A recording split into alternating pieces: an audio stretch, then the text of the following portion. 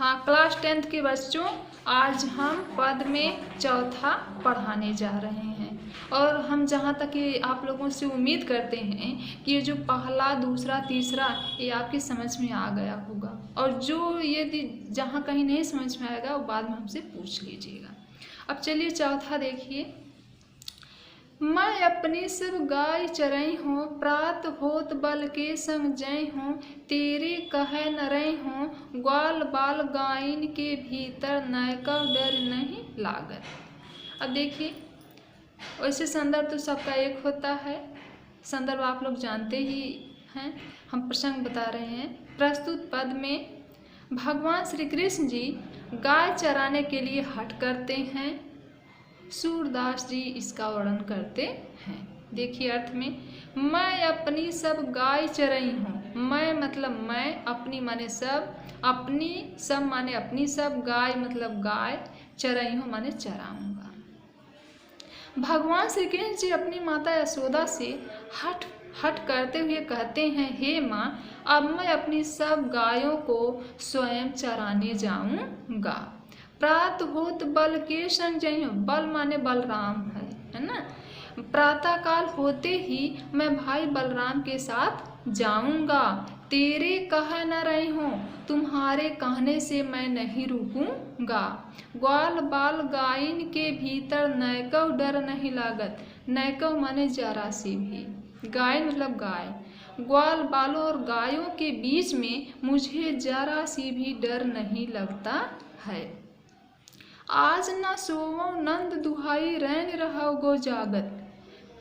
दुहाई माने शपथ, रैन माने रात, रहोगो माने रहूंगा, जागत मतलब जागते। आज मैं नंद बाबा की सौगंध खाकर कहता हूँ कि मैं नहीं सोऊंगा और पूरी रात जागते ही रहूंगा। और ग्वाल सब गाय चरई हूँ, मैं घर बैठो रही हूँ। भगवान श्री कृष्ण जी कहते हैं, भला ऐसे कैसे हो सकता है, सभी ग्वाल बाल अपनी गायों को चराने जाएंगे और मैं घर पर बैठा रहूंगा। सूर श्याम तुम सोई रहो, अब प्रात जान मैं दई हूँ। सूरदास जी कहते हैं, भगवान श्री कृष्ण जी की बात को सुनकर माता यशोदा कहती हैं कि मैं प्रातः काल होते ही तुम्हें गाय चराने जाने दूंगी और अब तुम सो जाओ। काव्यगत सौंदर्य में लिखना है, सबसे पहले लिखना है कि बालक श्री कृष्ण जी के बाल हट का सुंदर चित्रण किया गया है। नंबर 2, बाल हट के आगे अंत में माँ को भी झुकना पड़ता है। नंबर 3, रस वात्सल्य रस, भाषा ब्रज भाषा है और अलंकार अनुप्रास अलंकार है, छंद गीत काव्य है। अब 5वां का अर्थ देखिए, मैया ह न चरई हो गाई, सिगरे ग्वाल घिरावत मोशो, मेरे पाई पिराई। अब देखिए, इसमें जो है ऊपर वाले का एकदम उल्टा है। भगवान श्री कृष्ण, प्रसंग में लिखेगा, भगवान श्री कृष्ण जी अपनी माता से गाय चराने ना जाने के लिए कहते हैं, इसका वर्णन किया गया है। मैया हो न चरई हो गाई, हे माँ, अब मैं गायों को चराने नहीं जाऊंगा। शीघ्रे ग्वाल घिरावत मोशो, मेरे पाई पिराई। शीघ्र माने संपूर्ण, घिरावत माने चरवाते हैं, मोशो माने मुझसे, पाई माने पैर, पिराई माने पीड़ा होती है। संपूर्ण ग्वाल बाल मुझसे गायों को चरवाते हैं, जिससे मेरे पैरों में पीड़ा होती है। जौना पत्याई पूछ बलदाऊ, अपनी सौंह दिवाई। पत्याई माने विश्वास। यदि आपको विश्वास नहीं होता है तो भाई बलराम से पूछ लो और उन्हें अपनी सौगंध देकर पूछना। यह सुन माई जसोदा ग्वालिन गारी देती रिसाई। श्री कृष्ण के मुंह से जब ऐसी बात को माँ यशोदा सुनती हैं तो वह ग्वाल बालों को गाली देती हैं और उनके ऊपर क्रोधित होती हैं। मैं पठवती अपने लड़का को आवे मन बहराई। माता यशोदा कहती हैं, मैं अपने बच्चे श्री कृष्ण जी को मन बहलाने के लिए भेजती हूँ। सूर श्याम मेरो अति बालक, मारत ताहिरी गाई। सूरदास जी कहते हैं, माता यशोदा कहती हैं कि मेरा बालक श्री कृष्ण अभी बहुत छोटा है। मारत ताहि रिगाई, रिगाई माने लोग परेशान कर देते हैं, सभी लोग उसको दौड़ा दौड़ा करके परेशान कर देते हैं। अब देखिए काव्य सौंदर्य में, काव्य सौंदर्य में सबसे पहले आप लिखेंगे कि बालक श्री कृष्ण जी की बात को सुन करके माता यशोदा के हृदय में वात्सल्य रस उत्पन्न हो जाता है। दूसरे में लिखेंगे रस, वात्सल्य रस है। छंद, मुक्तक गीत काव्य है। अलंकार, अनुप्रास अलंकार है। अब अगला देखिए, सखीर मुरली लीजे चोरी, जिन गोपाल कीन है अपने बस प्रीत सबन की तोरी। इसका प्रसंग देखिए, प्रस्तुत पद में गोपियों को भगवान श्री कृष्ण जी की मुरली के प्रति सौतिया डाह उत्पन्न हो जाती है और गोपियां भगवान श्री कृष्ण जी की मुरली को चुराने की योजना बनाती हैं। अब अर्थ देखिए, सखीर मुरली लीजे चोरी, जिन गोपाल कीन है अपने बस प्रीत सबन की तोरी। एक भगवान श्री कृष्ण जी की मुरली, भगवान श्री कृष्ण जी अपनी मुरली को हमेशा अपने साथ में लिए रहते हैं और हमेशा उसे बजाते हैं और वह मुरली में इतना लीन हो जाते हैं कि गोपियों की तरफ ध्यान नहीं देते हैं। तो उनकी मुरली के प्रति गोपियों के मन में सौतिया डाह उत्पन्न हो जाता है। तो एक सखी अपनी एक सखी से कहती है, सखी रे मुरली लीजे चोरी, हे सखी भगवान श्री कृष्ण जी की मुरली को कहीं चुरा कर रख लिया जाए। जिन गोपाल कीन है अपने बस में, जिन्होंने भगवान श्री कृष्ण जी को अपने बस में कर ली है, प्रीति सबन की तोरी, और हम सबके प्रति प्रेम को तोड़वा दी है। छिन एक घर भीतर निश्वास धरत कबहू छोरी। भगवान श्री कृष्ण जी इस मुरली से इतना अधिक प्रेम करते हैं, एक क्षण के लिए इसे ना घर में, ना भीतर, ना रात में, ना दिन में, इसको कभी जो है एक क्षण के लिए अपने से अलग नहीं करते हैं। कबहू कर कबहू अधरन, कर माने हाथ, अधरन माने होठ। कभी इस मुरली को अपने हाथ में लेते हैं तो कभी होठों पर लगाते हैं। कट कबहू खोसत जोरी, और कभी कभी इसे कमर के परिकर में खोस लेते हैं। ना जानो कछ मेल मोहिनी राखे अंग अंग भोरी। ना जाने इस मुरली ने कौन सी मोहिनी मंत्र पढ़ करके राखे अंग अंग भोरी, भगवान श्री कृष्ण जी को अपने बस में कर ली है। सूरदास प्रभु को मन सजनी बांधे राग की डोरी। सूरदास जी कहते हैं कि यह मुरली जो है भगवान श्री कृष्ण जी को प्रेम की डोरी में बांध रखी है। काव्यगत सौंदर्य में देखिए, नंबर 1 में लिखिएगा, भगवान श्री कृष्ण जी की मुरली के प्रति गोपियों के मन में सौतिया डाह का वर्णन किया गया है। दूसरा है रस, श्रृंगार रस है। अलंकार, अनुप्रास और रूपक अलंकार है। छंद, गीत काव्य है। अब चलिए अगला देखिए, उद्धव मोहि ब्रज बिसरत नाही, वृंदावन गोकुल वन उपवन, सघन कुंज की छाई। अब प्रसंग देखिए, प्रस्तुत पद में उद्धव जी ब्रज से वापस लौट करके मथुरा जाते हैं तो वहाँ भगवान श्री कृष्ण जी से गोपियों की व्याकुलता का वर्णन करते हैं, जिसे सुन करके भगवान श्री कृष्ण जी कहते हैं, उद्धव मोहि ब्रज बिसरत नाही। श्री कृष्ण जी कहते हैं, हे उद्धव मुझे भी ब्रज नहीं भुलाता। श्री कृष्ण जी कहते हैं, हे उद्धव मुझे भी ब्रज नहीं भूलता है। वह वृंदावन, गोकुल माने वह गायों का समूह, वह वन, वह उपवन, सघन कुंज की छाई, और वह घने घने कुंजों की शीतल छाया मुझे हमेशा याद आती है। प्रातः समय माता जसमति और नंद देख सुख पावत, और प्रातः काल होते ही माता यशोदा और नंद बाबा मुझे देख करके सुख का अनुभव करते थे। माखन रोटी दह्यो सजायो अतिहित साथ खवावत, और सुबह सुबह माखन रोटी और सजाव दही अत्यधिक प्रेम के साथ मुझे खिलाते थे।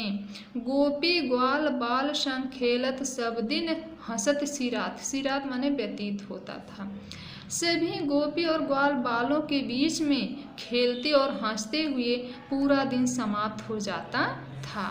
सूरदास धन धन ब्रजवासी जिन सब हित जदुतात, सूरदास जी कहते हैं ब्रज वे सब ब्रजवासी धन्य हैं जिनसे यदुवंशी भगवान श्री कृष्ण जी प्यार करते हैं। काव्यगत सौंदर्य में देखिए, भगवान श्री कृष्ण जी के वियोग का वर्णन किया गया है। नंबर 1 में लिखिएगा, रस में श्रृंगार रस और उसमें भी वियोग श्रृंगार रस है। और छंद जो है गेय पद है, रस अनुप्रास अलंकार है, भाषा ब्रज भाषा है। बच्चों जितना क्लास 10th के सारे बच्चों को मेरा सुप्रभात हो, और हम साथ साथ ये आशा करते हैं कि जितना हम पढ़ाए हैं उतना आप लोगों को आ गया होगा। आप क्लास 10th के सारे बच्चों को मेरा सुप्रभात हो, और हम ये आशा करते हैं कि जितना पढ़ाए हैं उतना आप लोगों को आ गया होगा। आप लोग अर्थ लिखने के साथ साथ जीवन परिचय भी लिख लीजिएगा। आज हम पद में 8वां पढ़ाने जा रहे हैं। देखिए आगे, उधव मन न भय 10-20, एक हुतव सु गयो श्याम संग को औराध ईस, इंद्रिय शिथिल भई के सब बिनु ज्यों देहि बिनु शीश। संदर्भ देखिए, यह पद हमारी पाठ्य पुस्तक काव्य संकलन के पद नामक पाठ से लिया गया है। इसके रचयिता सूरदास जी हैं। प्रसंग में लिखिए, प्रस्तुत पद में सूरदास जी विरह से व्याकुल गोपियों के मनोदशा का सुंदर वर्णन किए हैं। अब भावार्थ में देखिए, उधा मन न भये 10-20, उद्धव अर्थ लिखिएगा, उद्धव जी गोपियों को ज्ञान का उपदेश देते हैं।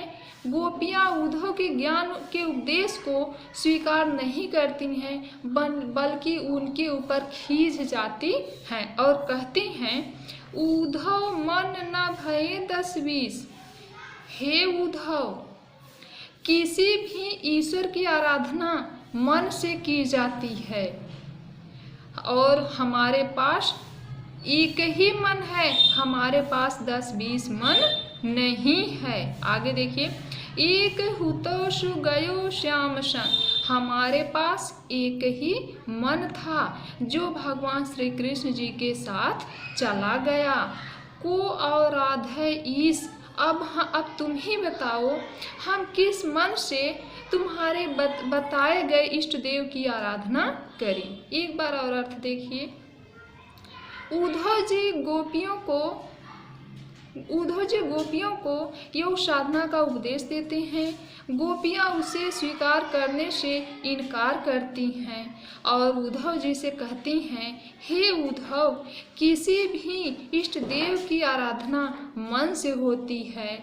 हमारे पास एक ही मन था जो भगवान श्री कृष्ण जी के साथ चला गया, हमारे पास 10-20 मन नहीं है।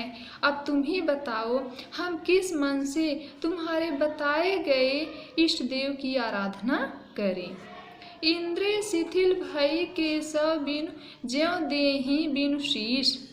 हे उद्धव, भगवान श्री कृष्ण जी के बिना हमारे शरीर की इंद्रियां उसी प्रकार शिथिल हो गईं जिस प्रकार सिर के बिना शरीर गतिहीन हो जाता है।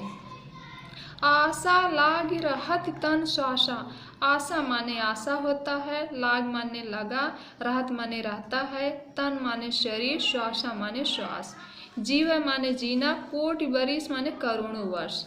भगवान श्री कृष्ण जी की आशा लगने से ही, भगवान श्री कृष्ण जी की आशा से ही हमारे शरीर में प्राण हैं, अर्थात उनके आने की आशा से ही हम जीवित हैं। जीवय कोटि बरिस, उनके आने का आशा करते हुए हम करोड़ों वर्ष जी सकते हैं।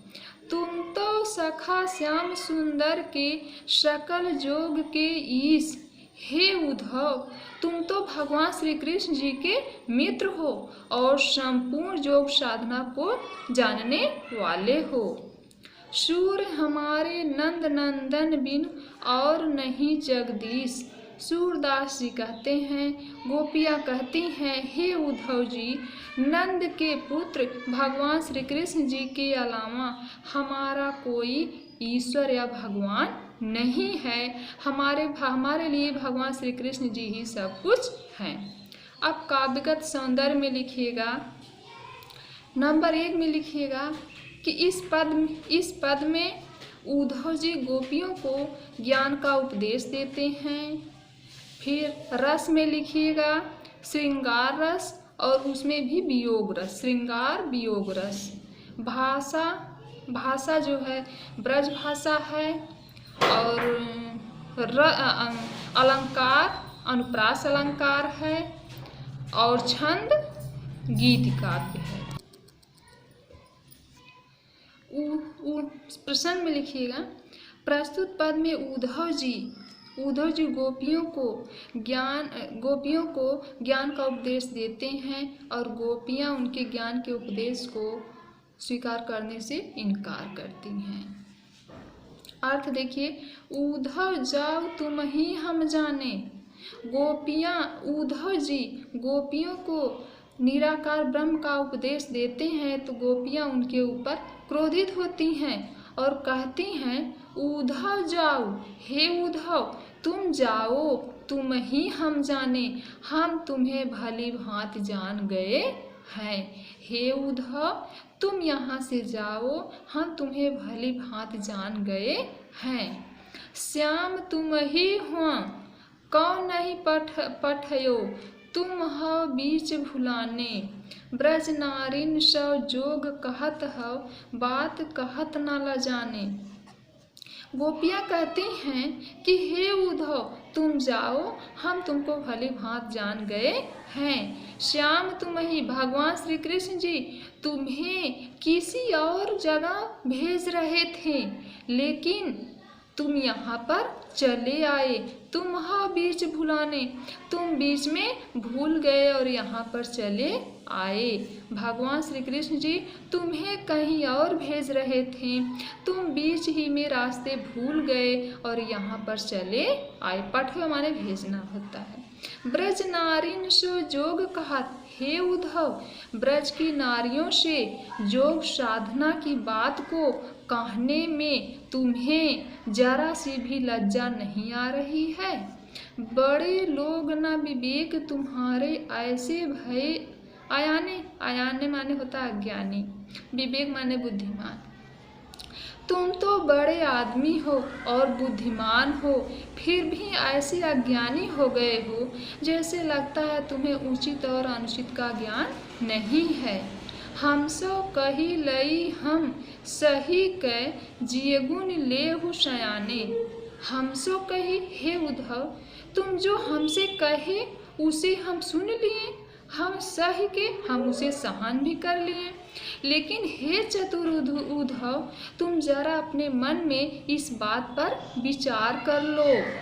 कहाँ अबला कहाँ दशा दिगंबर, मस्ट करो पहचाने। कहाँ हम सब अबला स्त्रियां और कहाँ दिगंबर की दशा में। बेटा दिगंबर माने होता है नग्न अवस्था, दिक धन अंबर, दिक माने होती है दिशाएं, अंबर माने होता है वस्त्र। जिसकी दिशाएं ही वस्त्र हो अर्थात निर्वस्त्र, है ना। तो इसको ऐसे कहिए, कहाँ हम सब अबला स्त्रियां और कहाँ दिगंबर की दशा में, कोष्टक में नग्न अवस्था में। मस्ट करो पहचाने, अब तुम चुप हो जाओ, हम तुमको पहचान गए हैं। साच कहो तुमको अपनी सं बूझत बात निदाने, सूर श्याम जब तुम ही पठायो तब नय कहु मुस्काने। साच कहो तुमको अपनी सौ माने सौगंध। गोपी कहती है कि हे उद्धव, तुमको मैं अपनी सौगंध देकर एक बात हे उद्धव, मैं तुमको अपनी सौगंध देकर अंतिम एक बात पूछती हूँ और तुम उसे सच सच बताओ। सूर श्याम जब तुम ही पठायो, तब नयकहु मुस्काने। नयकहु माने थोड़ा सा। सूरदास जी कहते हैं, गोपियाँ कहती हैं कि जिस समय भगवान श्री कृष्ण जी तुमको यहाँ पर भेज रहे थे तो उसमें थोड़ा सा मुस्कुराए थे। गोपियों के कहने का तात्पर्य ये है कि जब श्री कृष्ण जी तुमको यहाँ भेज रहे थे तो यदि वह मुस्कुराए थे तो समझ लेना कि वह हम लोगों के साथ हंसी कर रहे थे। अब देखिए काव्यगत सौंदर्य। काव्यगत सौंदर्य में है कि उद्धव जी गोपियों को निर्गुण ब्रह्म का उपदेश देते हैं। गोपियाँ उसे स्वीकार करने में अपने को असमर्थ बताती हैं। रस वियोग रस है, मतलब श्रृंगार रस में वियोग रस है। भाषा ब्रज भाषा है। रस अलंकार अनुप्रास अलंकार है। हाँ बच्चों, अब अगला देखो। निर्गुण कौन देश का वासी, मधुकर कह समझाई, सम हृदय बूझत साच न हासी। देखिए सबका प्रसंग लगभग एक है, बस थोड़ा सा अंतर है। प्रस्तुत पद में उद्धव जी गोपियों को निर्गुण ब्रह्म का उपदेश देते हैं तो गोपियाँ उसके बारे में पूछती हैं, निर्गुण कौन देश का वासी। उद्धव जी गोपियों को निर्गुण ब्रह्म का उपदेश देते हैं तो गोपियाँ उसे स्वीकार नहीं करती हैं और उद्धव जी गोपियों को निर्गुण ब्रह्म का उपदेश देते हैं। उसी समय एक उड़ता हुआ भंवरा आता है। गोपियाँ उस भंवरे को साक्षी मानकर कहती हैं कि मधुकर कह समझाए सौहृदय बूझत साच न हासी। गोपियाँ उस भंवरे को साक्षी मानकर कहती हैं कि हे भंवरे, मैं तुझको अपनी सौगंध देकर कहती हूँ कि तुम मुझे इस बात को समझा करके मुझे या सच सच बताओ और मैं या तुमसे हंसी नहीं कर रही हूँ। तुम मुझे यह बताओ कि निर्गुण ब्रह्म किस देश का निवासी है। निराकार ब्रह्म या निर्गुण ब्रह्म किस देश का निवासी है। को है जनक, कौन है जननी, कौन नारी को दासी। उसके पिता कौन है और उसकी माता कौन है, उसकी पत्नी कौन है और उसके नौकर या दासी कौन है। कैसे वरण भेष है कैसो, की रसमय अभिलाषी। कैसा उसका वर्ण है, कैसी उसकी वेशभूषा है और वह किस प्रकार के रस का अभिलाषी है। सुनत मौन है रहं बावरो, सूर सबय मति नासी। सूरदास जी कहते हैं कि गोपियों की इस प्रकार की बात को सुन करके सभी बावरे की भांति चुप हो जाते हैं और सभी लोगों की बुद्धि नष्ट हो जाती है। काव्यगत सौंदर्य में है, देखिए यहाँ पर गोपियाँ भावरे से निराकार ब्रह्म के माता पिता के बारे में पूछती हैं। अलंकार है अनुप्रास अलंकार। रस है, रस में लिखिए श्रृंगार वियोग रस है। छंद पद है। हाँ बच्चों, अब लास्ट वाला देखिए। इसमें देखिए उस समय का वर्णन किया गया है जिसमें भगवान श्री कृष्ण जी मथुरा चले गए हैं और माता यशोदा उनके वियोग में व्याकुल हो रही हैं। तब वह उद्धव से जो है माता देवकी के पास संदेश भेजती हैं। देखिए प्रसंग में लिखिएगा, प्रस्तुत पद में माता यशोदा माँ देवकी के पास उद्धव के द्वारा संदेश भेजती हैं। इसका वर्णन किया गया है। अर्थ में देखिए, संदेश देवकी सौ कई हो, हाउ तो धाय तिहारे श्रुत की, माया करत ही रही हो। माता यशोदा उद्धव जी से कहती हैं कि हे उद्धव, मेरा यह संदेशा देवकी से जा करके कहना कि हाँ तो धाय तिहारे शुद्ध की। धाय माने धाय माँ होता है। धाय माँ का अर्थ होता है जो बच्चे को जन्म नहीं देती है लेकिन उनका पालन पोषण करती हैं। तो जसोदा माँ उद्धव से कहती हैं कि हे उद्धव, मेरा यह संदेशा देवकी से जा कर के कह देना कि मैं तो तुम्हारे पुत्र की धाय माँ हूँ, इसलिए मेरी तरफ भी दया दृष्टि भी करते रहना, यानी मेरे ऊपर भी दया करते रहना। यद्यपि टेव तुम जानते उनकी, टेव माने आदत होता है, यद्यपि तुम उसकी आदत को भली भांति जानती हो, तऊ मोहि कह आवे, फिर भी मुझे उसको कहना पड़ रहा है। यद्यपि तुम उनकी आदत को जानती हो, फिर भी मुझे कहना पड़ रहा है। प्रात होत मेरे लाल लड़हते, माखन रोटी खावे। प्रातः काल होते ही मेरे दुलारे भगवान श्री कृष्ण जी को माखन रोटी बहुत अच्छी लगती है। तेल उबटनहु और तातो जल, ताहि देख भज जाते। भगवान श्री कृष्ण जी के स्नान करने की भी अजीब लीला है। तेल उबटनहु और तातो जल, एक साथ तेल उबटन गरम जल को जब वो देखते थे तो वहाँ से भाग जाते थे। इसलिए हम जोई जोई मांगत सोई सोई देते, क्रम क्रम करके नहाते। इसलिए वह जो हमसे मांगते थे वही हम देते थे और वह धीरे धीरे क्रम से स्नान करते थे। शूर पथिक सुनि मोहि रैन दिन, बढ़ो रहत उर सोच। उर माने हृदय होता है, सोच माने सोचना, पथिक माने राही होता है, रैन माने रात होता है। मेरे अलक लड़है तो मोहन, होय है करत संकोच। अलक माने सुंदर केसों वाले, लड़हैते मोहन माने मनमोहन। सूरदास जी कहते हैं माता यशोदा कह रही हैं, मोहि रैन दिन बढ़ रहत उर सोच। सुंदर केस वाले मनमोहन वह कुछ मांगने में भी आपसे संकोच करते होंगे। मोहि रैन दिन बढ़ रहत उर सोच, यही बात मेरे हृदय में रात दिन बनी रहती है, अर्थात मैं रात दिन इस बात को हमेशा सोचती रहती हूँ।